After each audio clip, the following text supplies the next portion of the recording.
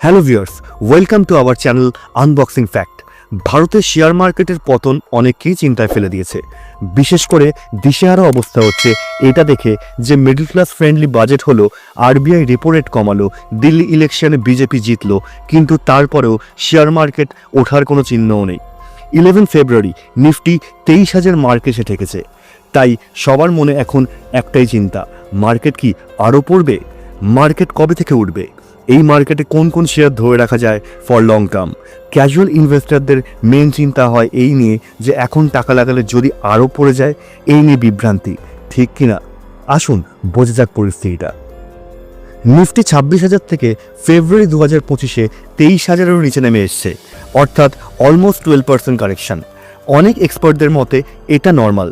অনেক এক্সপার্ট এরকমও দেখিয়েছেন লাস্ট 25 বছরের মধ্যে 22 বছর এরকম 10% কারেকশন হয়েছে মার্কেটে। কিন্তু মেইন যেটা চিন্তা সেটা হলো এফআইআই অর্থাৎ ফরেন ইনভেস্টরদের হিউজ সেলিং, যার থামার কোনো লক্ষণই নেই। আরবিআই রেট কাট বা বিজেপির দিল্লি ইলেকশন জেতার পরও এর কারণটা কি?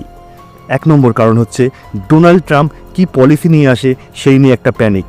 ট্রাম্প অলরেডি 25% ট্যারিফ অ্যানাউন্স করেছে ইউএসএতে অন্য দেশ থেকে অ্যালুমিনিয়াম আর স্টিল ইম্পোর্টের ওপর, যার ফলস্বরূপ ভারতের সেই সেক্টরে শেয়ারগুলো সিগনিফিক্যান্টলি পড়ে গেছে। ইউএসের এই আনএমপ্লয়মেন্ট রেট এক্সপেকটেশনের থেকে ভালো ফলাফল দিয়েছে। ইউএসের আনএমপ্লয়মেন্ট রেট এখন অ্যারাউন্ড 4%, যার অর্থ ইউএসএ ফেড রেট কাট আবার হতে পারে। আর এটা হওয়া মানে ফরেন ইনভেস্টরদের জন্য ইউএসএ মার্কেট বেশি অ্যাট্রাকটিভ হবে ভারত বা চায়না বা থাইল্যান্ডের মতো এমার্জিং মার্কেটের তুলনায়। ফরেন ইনভেস্টরদের কাছে ইউএসএ মার্কেট অ্যাট্রাকটিভ লাগার পেছনে আরও একটা কারণ হচ্ছে ইউএসএর বন্ড ইয়েল্ড বৃদ্ধি। ফরেন ইনভেস্টররা শুধু জানুয়ারি 2025-এই 93,533 কোটি টাকার ইকুইটি সেল করেছে ভারতের শেয়ার মার্কেট থেকে। আগের কোয়ার্টারে অর্থাৎ অক্টোবর টু ডিসেম্বর 2024-এ এই সেলিংয়ের অ্যামাউন্ট ছিল 1.77 লাখ ক্রোড়। এখনও প্রায় $800 বিলিয়ন হোল্ডিং আছে ভারতের শেয়ার মার্কেটে। ফরেন ইনভেস্টর হোল্ডিং 20% থেকে কমে 16% এসে দাঁড়িয়েছে বর্তমানে। সেটা সিগনিফিক্যান্ট ইম্প্যাক্ট আরও বোঝা যেত যদি ডোমেস্টিক ইনভেস্টররা নিজেদের হোল্ডিং না বাড়াতো। কিন্তু এক্সপার্টদের অ্যানালাইসিস অনুযায়ী ইউএসএ মার্কেট যদি লুক্রেটিভ হয়ে যায় বন্ড ইল্ড রাইজ বা ফেড রেট কাটের জন্য, তাহলেই ফরেন ইনভেস্টরদের ভারতের শেয়ার মার্কেট থেকে ইনভেস্টমেন্ট তুলে নেওয়ার যে প্রক্রিয়া কন্টিনিউ হতে থাকবে। তাই একটা রিস্ক থেকেই যাচ্ছে। রিস্কটা শুধু এই নিয়েই নয়, আর একটা রিস্ক ফ্যাক্টর হচ্ছে ভারতীয় মুদ্রার দাম কমে যাওয়া।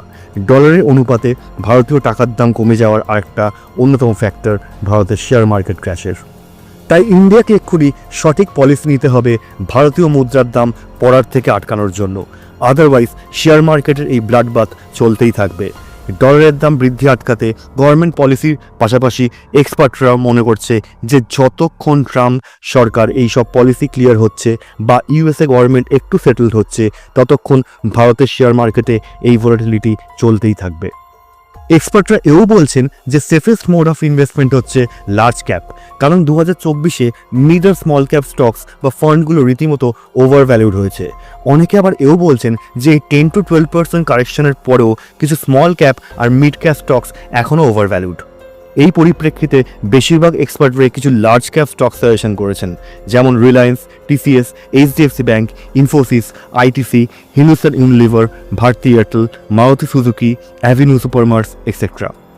সুতরাং বোঝাই যাচ্ছে যে ইন্ডিয়ান শেয়ার মার্কেট থেকে দুর্যোগের মেঘ এখনও কাটেনি। মেঘ কাটিয়ে সূর্য কবে উঠবে সেটাই দেখার এখন। আজকের ভিডিও তাহলে এখানেই শেষ করছি। কেমন লাগলো আজকের ভিডিও কমেন্ট করে জানান। ভিডিওটি ভালো লাগলে লাইক করবেন আর বেশি বেশি করে শেয়ার করবেন। আর চ্যানেলটি অবশ্যই সাবস্ক্রাইব করে আমাদের পাশে থাকবেন। ভালো থাকবেন, সুস্থ থাকবেন।